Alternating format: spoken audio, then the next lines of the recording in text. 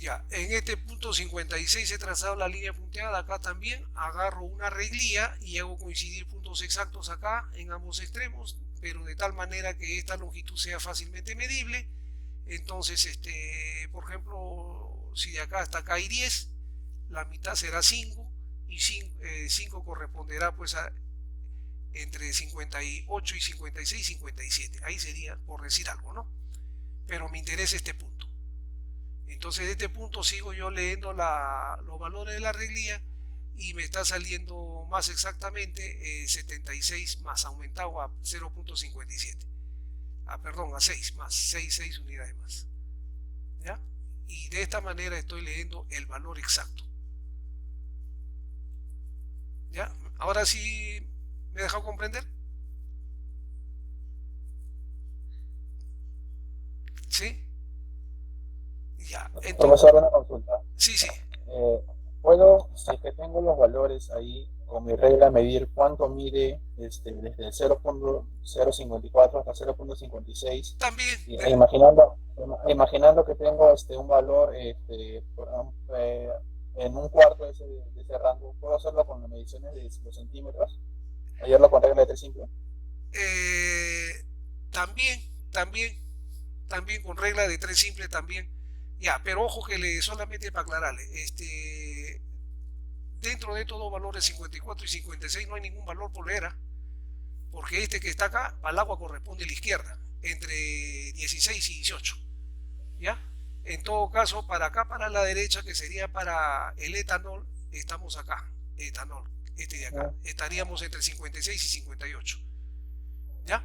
Entonces, claro, como lo usted decía. dice, sí, le entiendo la pregunta que usted me dice, oiga, si yo tomo acá, yo trazo esta horizontal y con una regla mido qué distancia hay del punto 56 al punto 58. Vamos a suponer que haya 3, que haya, a ver, 1, 2, 3 centímetros 7, 3.7 centímetros. Y entonces yo vuelvo a leer con la misma regla qué distancia hay acá, que sería por decir 2.9. Entonces con la regla de 3 simple también podría saber cuál es el valor que está acá. ¿No? Eso es lo que le he entendido que me quiere decir. Sí, sí, eso es lo que traté de decir, profesor. Claro, ya. Eso, claro, esa es una forma también, ¿no? Y la otra forma también, como le decía, es, bueno, como tengo estos puntos, lo prolongo, tengo estos puntos y agarro mi regla y la lectura es directa, ya no hay, ya no sería regla de tres. La lectura directa simplemente juego con la regla, la paro más o la echo, ¿no? Pero que estos puntos sean exactos, porque haya, por ejemplo, entre esta distancia y esta distancia, 10. ¿No? Entonces, la mitad de 10 es 5 que estaría acá y este 5 los proyectos y me está saliendo entre 58 y 56, 57. Y quiero este valor, rápidamente por la reglía lo leo en forma exacta también. De diferentes maneras, ¿no? Pero esta sería una de las maneras, ¿ya? Y la otra manera que usted está diciendo también es aplicable, ¿ya? Dale, profesor. Ya, entonces ya he visto esta gráfica y visto este ejercicio que es bastante sencillo, ¿no? Aquí se le está dando los gramos de agua y los gramos de etanol, los pasan a moles, sacan la fracción molar, con esta fracción molar se van a la gráfica, ¿no? Y trazan la vertical y leen para el etanol a la derecha que está saliendo pues este volumen. Pero este volumen en las unidades de litro por mol. ¿No? Si queremos pasarlo a centímetros cúbicos, factor de conversión 57. Así como leyeron para el etanol, lo mismo que para el agua, para el lado izquierdo. ¿Ya? Y sale este valor y tenemos los centímetros cúbicos, ¿ya? Los volúmenes molares. Ahora, sabiendo el volumen molar y las moles de voy a tener el volumen que está haciendo el etílico. Sabiendo el volumen por cada mol de y sabiendo el número de moles de que calculaba anteriormente, saco el volumen del agua. Sumo los dos y me está dando el volumen total. ¿Ya? ¿Ok? Bien, avancemos. Esa es una forma utilizando el nomograma o la gráfica. El otro nos han dado, en el primero nos dieron el volumen molar, en el segundo nos piden el volumen molar. En el primero nos dieron como dato, en el segundo es la incógnita, el volumen. Ya, otra forma, una forma analítica. Dice, método analítico. Le estoy poniendo una de las formas de expresar la propiedad molar. Las propiedades molares pueden ser cualquiera, ¿no? Puede ser el volumen molar, G molar, H molar, ¿no? Entropía molar, etc. Una de las formas de expresar una propiedad molar determinada o deseada consiste en preparar soluciones molales, ¿ya? Soluciones molales. Estos no son molares, sino molales. Mole del componente 2 entre kilo de agua, ¿no? O entre kilo del solvente. ¿Ya? Soluciones molares. Y después medir la propiedad molar deseada que yo quiera. O en todo caso, la variación de esa propiedad molar. ¿Ya? A ver, con ese criterio, dice, supongamos una solución de dos componentes. ¿Ya? Una solución de dos. Y se desea medir la magnitud volumen. En este caso, el volumen molar del componente 1 y el volumen molar del componente 2. Dice, entonces vamos a formar soluciones de diferentes molaridades, ¿ya? Entre estos dos componentes, ¿no? Y como hemos formado de diferentes molaridades, vamos a determinar las densidades de cada uno de ellos. En el laboratorio se hace pues determinando método del pignómetro, ¿no? Ya. Con estas densidades que hemos calculado, vamos a calcular los volúmenes específicos. Los volúmenes específicos son las inversas de las densidades. ¿Ya? Son las inversas de las densidades. Si la densidad es gramos por centímetro cúbico, los volúmenes molar específicos serán centímetros cúbicos por gramo. Son los inversos simplemente. ¿Ya? Y de esto de cada una de las soluciones molares que se hayan formado. ¿Ya? Bien. Ya, con estos valores de los volúmenes específicos graficamos volúmenes específicos B minúscula frente a las molaridades. ¿Ya? Aquí tenemos una grafiquita. Volumen frente a las molaridades. ¿Ya? Frente a las molaridades. Luego dice a la molaridad ahora deseada se traza, a la molaridad debería ser acá, a la molaridad deseada se traza la tangente a la curva. Como nosotros tenemos varios valores, podemos generar esta curva. Ahora, yo quiero saber el volumen específico del componente 2 a una determinada molaridad. Ubico el valor de esa molaridad en la horizontal, ubico y levanto una vertical hasta cortar a la curva. Al cortar la curva trazo hacia la izquierda y leo el volumen de ¿quién? De la solución. ¿Ya? De la solución. Bien. A ver, vamos a continuar. De aquí, de este punto, dice, si yo trazo una tangente, la tangente es la derivada de Y sobre X, ¿no es cierto? La derivada del volumen sobre la molaridad. Ahora, vamos a tener presente que el componente 1 va a ser el agua. Y como estamos hablando de soluciones molales, estamos hablando de 1000 gramos. Entre el peso molecular, ¿de acuerdo? 55,55. ¿Ya? 55,55 moles del componente 1. El componente 2, la molaridad, va a ser el valor de la molaridad. Componente 2. ¿Ya? Vamos a resolver un problema que está más adelante. ¿Ya? Y entonces, por definición, el volumen molar del componente 2, la variación del volumen con respecto a la molaridad o al componente 2, manteniendo la temperatura y la presión constante. Además, conocemos esta fórmula que ya la hemos visto. El volumen total va a ser igual al volumen parcial de 1 más el volumen del componente 2. La suma de todo me da el volumen total. ¿Ya? Como aquí hemos calculado B chica, oiga, B chica multiplicado por el peso molecular me da B grande. ¿No?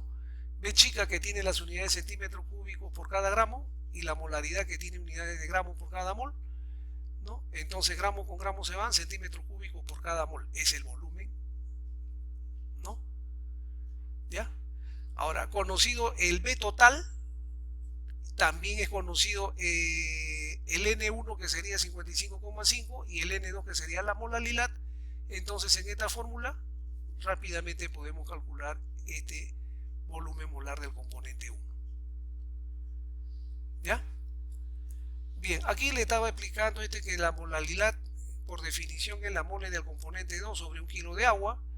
El kilo de agua en todo lo que se refiere a molaridad por definición siempre es un kilo de agua, o sea, este valor es constante, y el que estaría variando sería la molaridad, que sería el mismo valor de variación del N2, varía.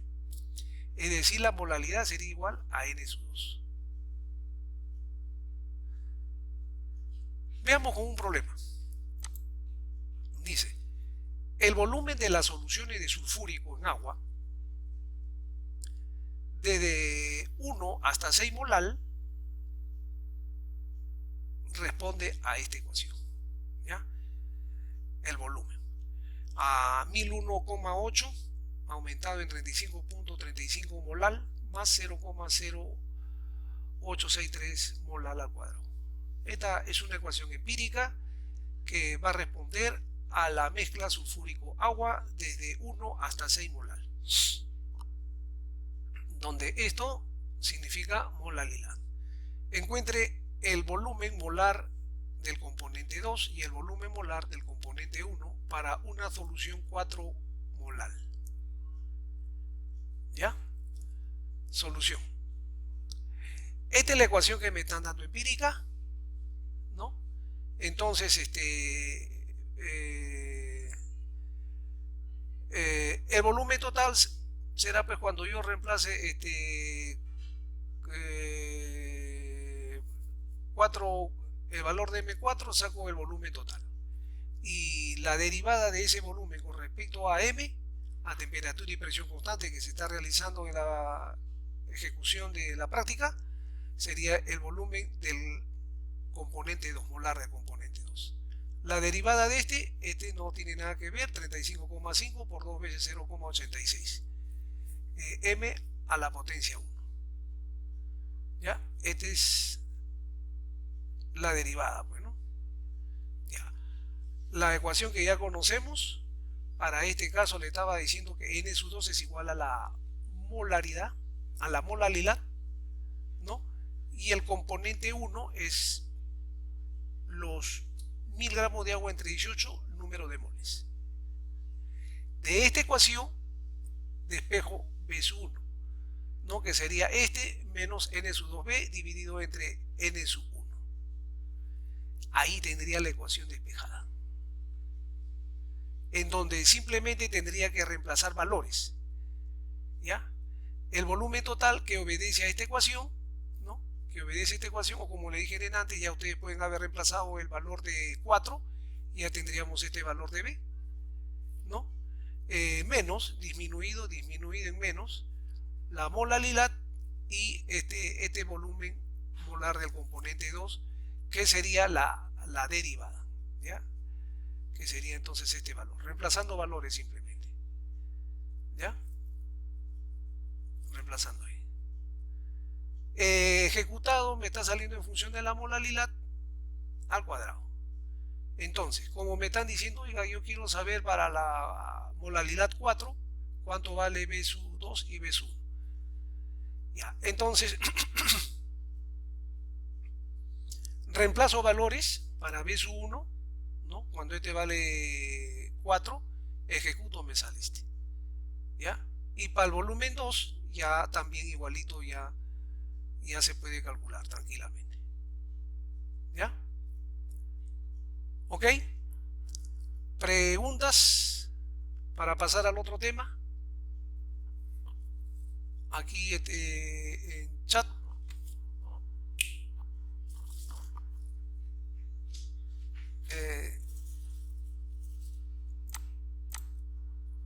Ya, aquí estamos, todavía más o menos, pero es más que menos entonces, ¿no?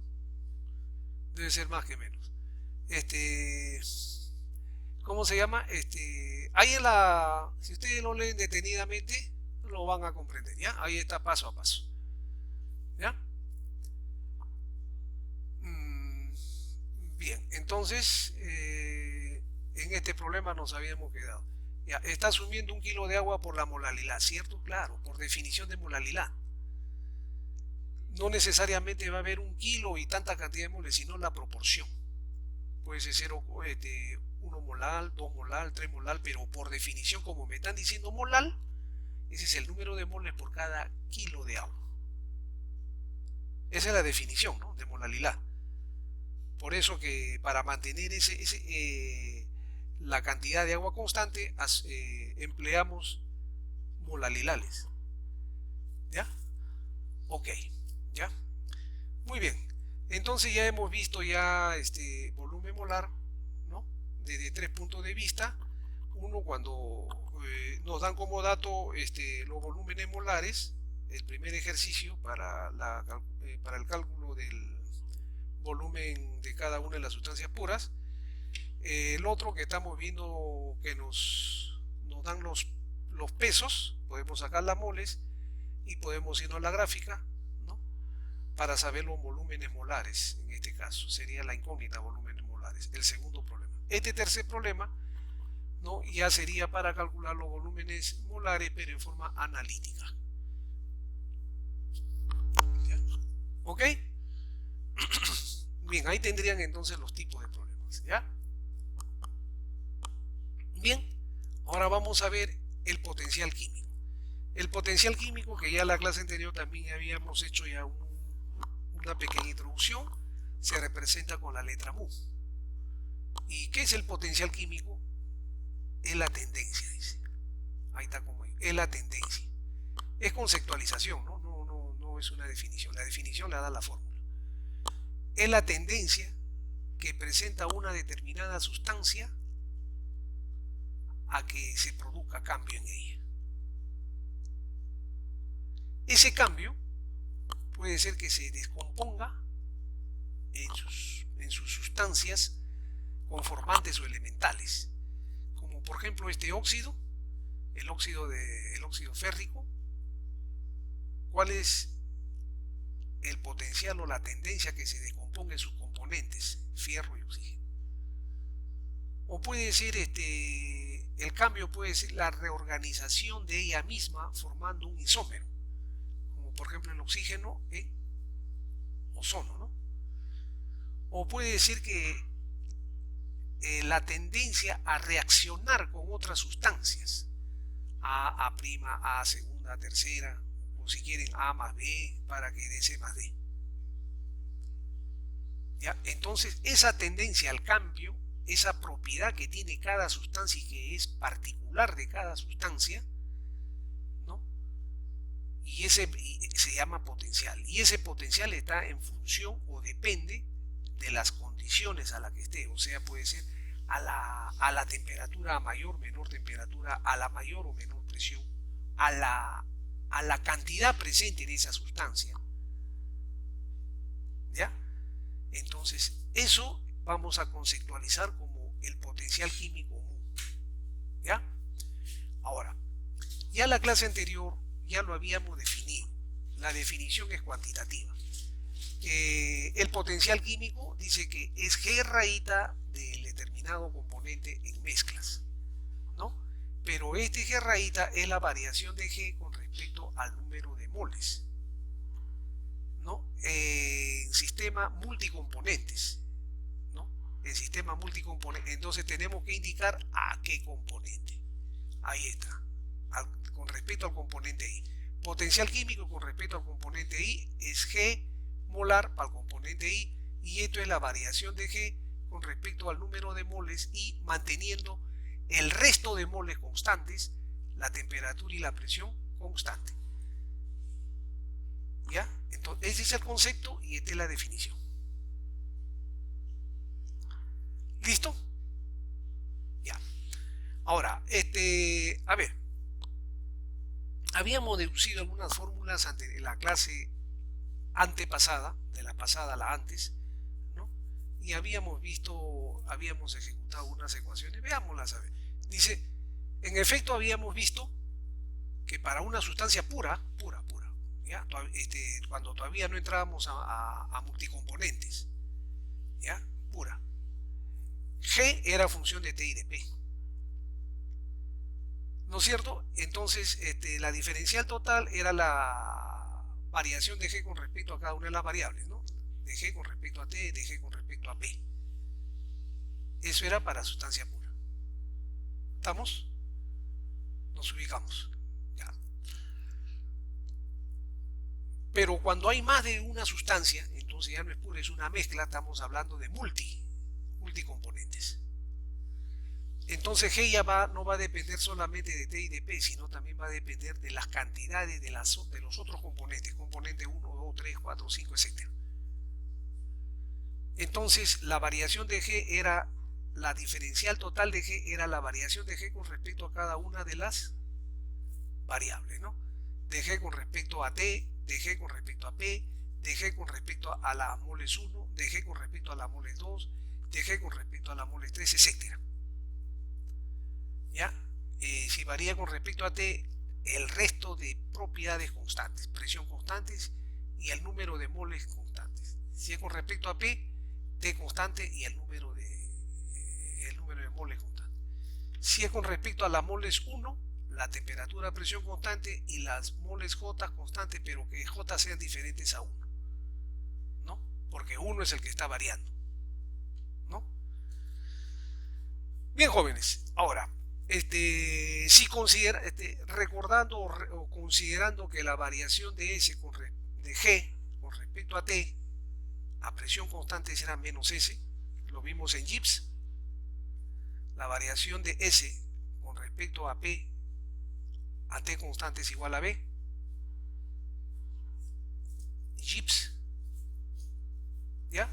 Entonces, reemplazando esto en estas ecuaciones, este paréntesis igual a menos S diferencial de T, más este segundo paréntesis igual a B diferencial de P, más, ¿no? Y esto va a ser una seguidilla diferencial de 1, diferencial de 2, diferencial de 3, como va a ser sumatoria, sumatoria de los variación de G con respecto al n sui diferencial de n sui, ya no ponemos 1, sino ponemos i, ¿no? Manteniendo las j constantes que sean diferentes ahí. Esta es la ecuación de Gibbs para sistemas multicomponentes.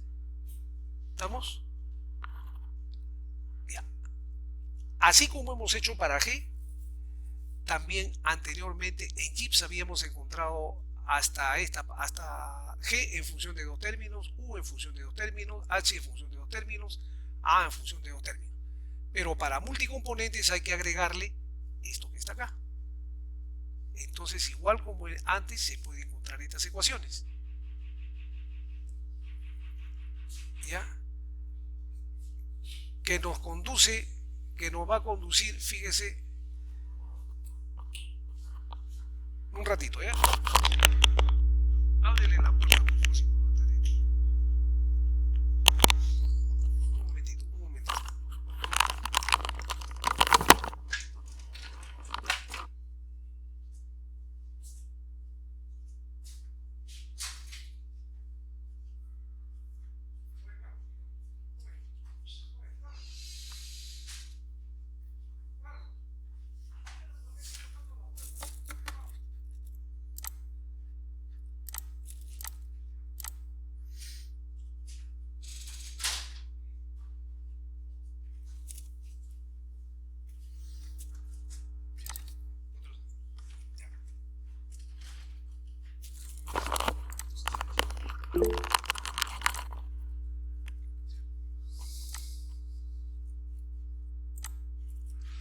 Ya, entonces, como les decía, jóvenes, encontramos estas ecuaciones, así como encontramos para G, encontramos para U, para H y para A.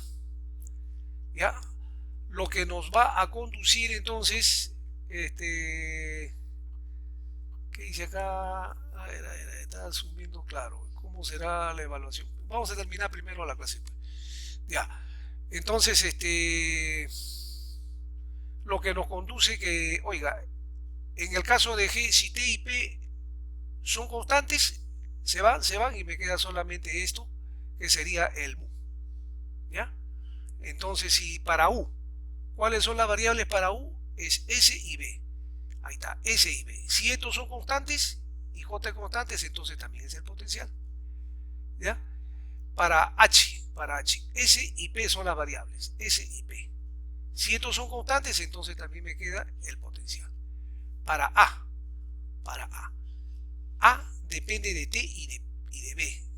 Entonces, si T y B son constantes, también me queda potencial. Oiga, esto que estoy haciendo acá, fíjese, y le estoy poniendo que es diferente a, en el caso, por ejemplo, de H, variación diferencial de N sub I, ¿ya? Fíjese, aquí estas variables son SP, aquí, AT y P, ¿ya? AT y P ya no es mu, sino es la magnitud molar de H con respecto a N, H molar con respecto al componente I. ¿Ya? Lo mismo para A, variación con respecto a N, a temperatura y presión, temperatura, presión, temperatura, presión, temperatura, presión. En eso son la misma función, pero con rayita arriba. ¿Ya? Del componente I, aquí también sería del componente I. ¿Estamos? ¿Estamos? Listo. Potencial químico ahora de un gas ideal. Ahora vamos a entrar específicamente a un solo gas ideal, a un gas ideal. ¿Ya? Entonces, un gas ideal no es multicomponente, ¿no? Es uno solo, sustancia pura. G, fórmula, ya la conocemos. Y si esto lo dividimos entre N, me va a quedar Gm, que sería entonces esta función por cada, por cada mol, el B por cada mol. ¿Ya? Fíjese que no le estoy poniendo rayita arriba para no confundirlo con propiedad molar parcial, ¿ya? MM. Ya, ahora, si T es constante, entonces se va a esto. Me queda esto es igual a esto. ¿Ya? Diferencial de G me va a ser igual a este término. B molar diferencial de P. ¿De acuerdo? Ya, ahora, como estamos tratando con gas ideal, el volumen molar, gas ideal, pavo ratón, con donde N es igual a 1, por eso se acá molar, esta sería la ecuación. El diferencial entonces, este de acá, esta ecuación la tengo acá. El volumen molar sería, reemplazo este valor, RT diferencial de P. Entonces, en sustancia pura, o sea, solamente un gas ideal. ¿Ya? El variación de Gibbs por mol sería, como me está diciendo rayita. Y cuando es G, es mu. Cuando es G rayita, es mu. El diferencial del potencial para un solo gas ideal puro. Entonces, si este es el diferencial, si este que está, entonces tendríamos acá, ¿no? Entonces, en lugar de este, podría poner diferencial de mu, que sería RT P sobre, por el diferencial de P. ¿Estamos? La misma ecuación, reemplazando valores nada más. Diferencial integral, desde 1 hasta 2, desde 1 hasta 2. Desde 1 hasta 2 sería la diferencia de U2 menos U1 a la izquierda. Igual. R constante, temperatura es constante. Sería la integral del diferencial de P sobre P, logaritmo, de P1 hasta P2. ¿De acuerdo? Hasta ahí estamos de acuerdo. ¿Ya? Está secuencial. Entonces ahí no hay mayor problema. ¿Ya? Ahora, como dice 1 y 2, entonces ahora fijemos los estados. ¿Qué entendemos por el estado 1 y el estado 2? ¿Ya? ¿Qué entendemos por el estado 1 y el estado 2? El estado 1, vamos a suponerlo pues el normal o el ambiente, el estado normal. normal o el estándar. Y si es el estándar, lo vamos a representar la P con el P cerito. Y la presión estándar es, ¿de acuerdo? Un bar. ¿Ya? Entonces este quiere decir que si este es el estado 1, el mu sub 1 será igual al potencial estándar, que va a depender única y exclusivamente ya de T. Y P, oiga, pero si el P ya lo estoy fijando, P va a ser un bar, o sea, P ya está fijado, o sea, mu va a depender solamente de T. ¿Ya? Entonces, en la ecuación que habíamos visto en antes, la diferencia de los potenciales, ¿no? Que estamos acá, la diferencia RT, logaritmo de, ¿no?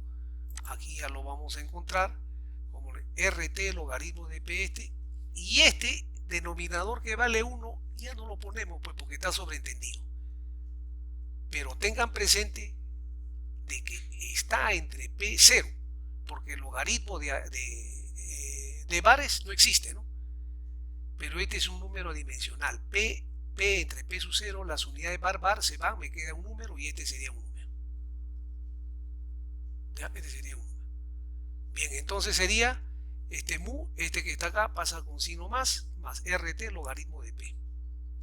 Esta ecuación que hemos encontrado finalmente del potencial químico es válido para, ¿ya? Para gas puro. Oiga, y este potencial, que es la tendencia al cambio, también es el trabajo mínimo que es necesario para transferir una mol de un gas, porque N está 1, de un recipiente que está a la presión P sub 0 a otro que va a estar a presión P. Trabajo mínimo. ¿Ya? Muy bien, si esto es para gases puros, ahora para una mezcla de gases. Ya es sencillo pues. Para una mezcla de gases van a haber gas 1, gas 2, gas 3, gas 4, etc. ¿Ya? Entonces, cualquiera de los gases lo voy a representar con la letra I. El potencial para el componente I va a ser el potencial cerito para el componente I, que está dependiendo de la temperatura, más R, que es una constante, la temperatura, que es para el sistema, ¿ya? Y el logaritmo de P sub I, donde I lógicamente es uno de los componentes de la mezcla, pues, ¿no? ¿Ya? Y este cerito, ¿qué cosa es? Gas, este es para el gas ideal puro que se encuentra en forma estándar a un bar y a la temperatura, a esta temperatura de la mezcla. ¿Conforme? Listo. Ya sabemos entonces el potencial químico para un gas puro, el potencial químico para una mezcla de gases. ¿Ya? Muy bien. Ahora vamos a calcular ya no el potencial químico, sino la variación. ¿Ya? Cálculo de la energía de Gibbs en una mezcla de gases. ¿Ya? De una mezcla de gases. Entonces ya no va a haber una sola mol, va a haber varias y van a haber también los componentes diferentes a uno. Bien, ya vamos a acabar, jóvenes, no se preocupen. ¿Ya? A ver, vamos a considerar la siguiente figura. Vamos a suponer que tengamos un recipiente con 1, 2, 3, con 4 divisiones, y en cada división va a haber un gas diferente, va a haber helio, nitrógeno, argón, xenón, etcétera, ¿no? Puede ser otros gases cualquiera, no necesariamente estos gases, gases nobles, ¿no? Bueno, acabo de decir característica de este sistema que estoy dibujando. Todos los gases que están acá se van a encontrar a la misma temperatura y presión. Ahora, los volúmenes de cada compartimiento van a ser diferentes, son diferentes.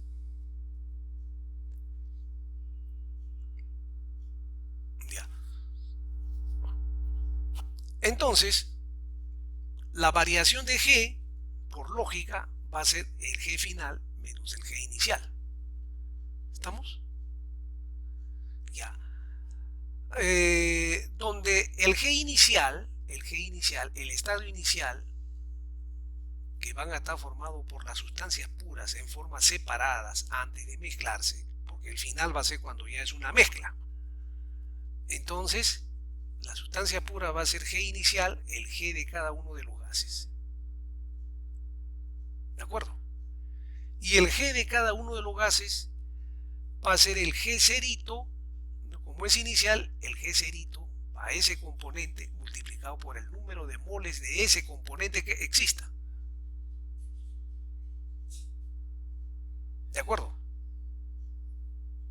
Más el G del otro gas. El G del otro gas es el G cerito por el número de moles de este gas mismo que exista. Y así para el argón, para el argón, para el xenón, para el xenón. ¿De acuerdo?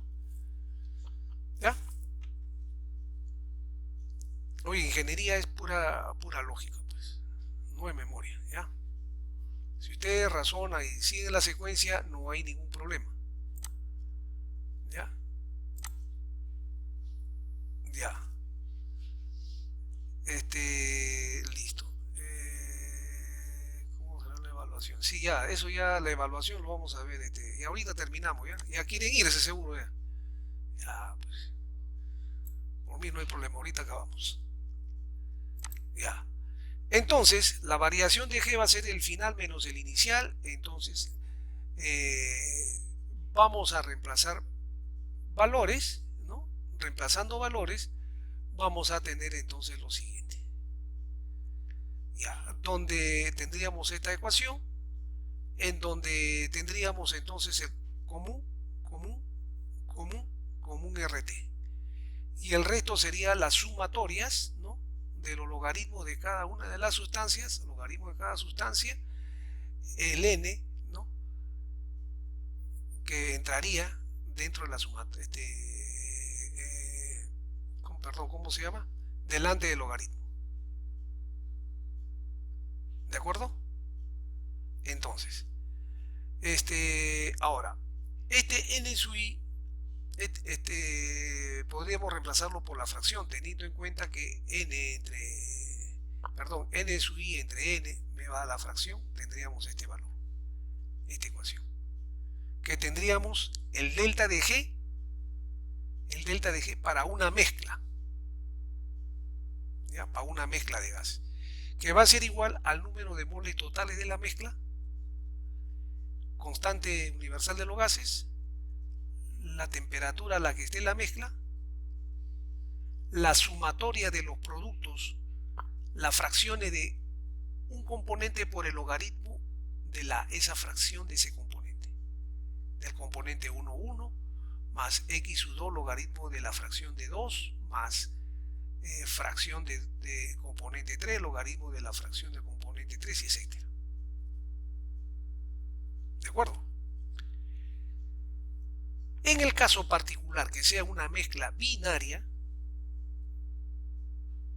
la ecuación se puede simplificar de la siguiente manera, donde sea el componente A y B, si del componente A hay X, debe ser a 1 menos X, ¿no? En moles, ¿no? Entonces, el delta de G de mezcla, va a ser NRT, ¿no? La sumatoria, que está dentro del paréntesis, que sería el X del componente, por decir A, X logaritmo de X, aumentado más el componente B. El componente B sería el complemento de 1 menos X, logaritmo de 1 menos X. ¿Ya? Muy bien. Oiga, si esto es delta de G, ya entonces de cajón sale la entropía. La entropía por definición es el negativo de la variación de G con respecto a T. Y como ya tenemos G arriba y lo divido entre T, me queda NR por el corchete o por la sumatoria, que es lo mismo, ¿no? Acá sí que quitan t, que nr sumatoria de x logaritmo de x.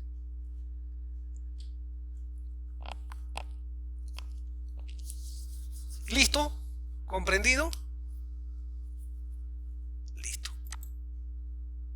Ya, entonces aquí la última vista. ¿Ya? Ahí tenemos bastante clase, hemos avanzado hasta ahí. Un ejemplo. Tengamos el sistema que está formado por cuatro gases, ¿ya? Suponiendo que sea el dibujo que hicimos en antes. De helio que sea 1 mol, de nitrógeno que sea 3, de argón que sea 2, de xenón que sea 2,5, que están en compartimientos separados. Pero todos se encuentran a 298 Kelvin. Siendo la presión en cada uno de los compartimientos, o sea, todos tienen la misma presión. ¿Cuánto vale la variación de G de la mezcla? O sea, en cuánto ha variado la tendencia al final de la mezcla. La tendencia al cambio al final de la mezcla, ¿no? Y la variación del desorden en la mezcla.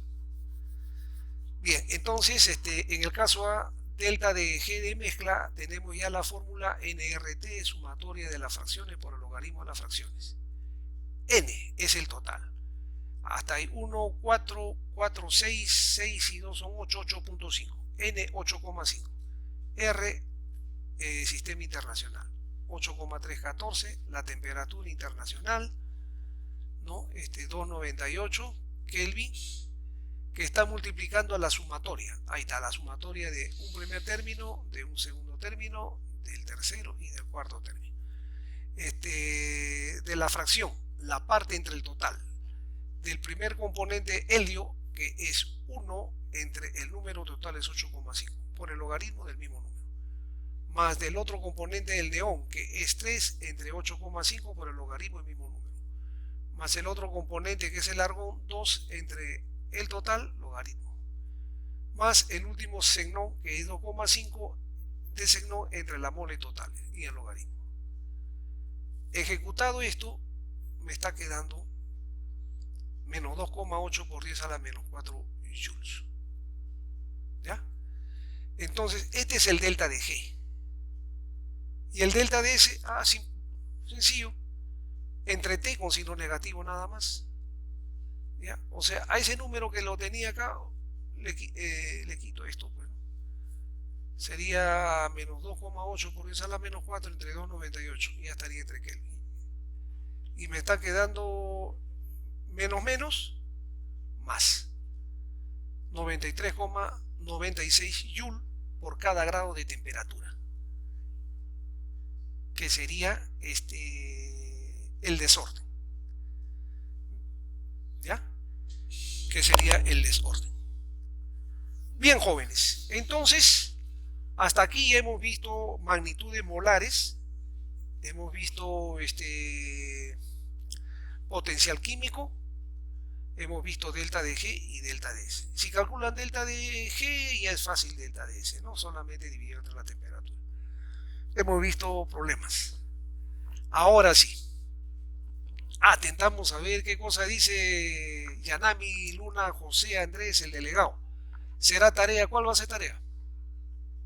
Si todo está resuelto. Ya me refiero a la práctica de cómo va a ser la práctica del lunes. Allá, la práctica del lunes va a ser virtual. Pues. ¿Cómo se llama? Comenzamos a las 8. Proyecto la práctica. Ustedes lo ejecutan, lo resuelven y una vez ejecutada le toman foto y me lo envían al correo. Pues. Aló, sí. Esa sí. ¿Dejará más problemas propuestos? No, ya no creo ya, porque ya con esto ya tienen ya todos los tipos, pues ya ahora ustedes pueden ver. Pueden ya, si ustedes revisan y conceptualizan, están en la capacidad de resolver los problemas, si ustedes han entendido la teoría. La teoría creo que los he puesto bastante explícito, ¿no? Y ya pues. ¿Hasta qué hora? Ya. Vamos a medir el tiempo, pues, de acuerdo a los problemas. ¿Ya? Así sería. A ver, qué otra duda tendrían? ¿Qué otra duda tendrían? Jóvenes, entonces, si no hay dudas, hemos salvado la situación de la eventualidad que ha tenido la OTIC, ¿ya? Eh, entonces creo que hasta ahí nos podríamos quedar. En la Profesor, práctica, una pregunta. dígame, ¿Hasta qué tema viene? ¿Hasta hasta, este último? sí, hasta este último, ¿ya? Hasta este Ya, último, ok. Gracias. ya. Bien, jóvenes, OK, Antonio Alexander OK, entonces, bye. OK con bye, ¿no? De inglés a inglés. Ya. Ahí quedamos, jóvenes. Buenos días.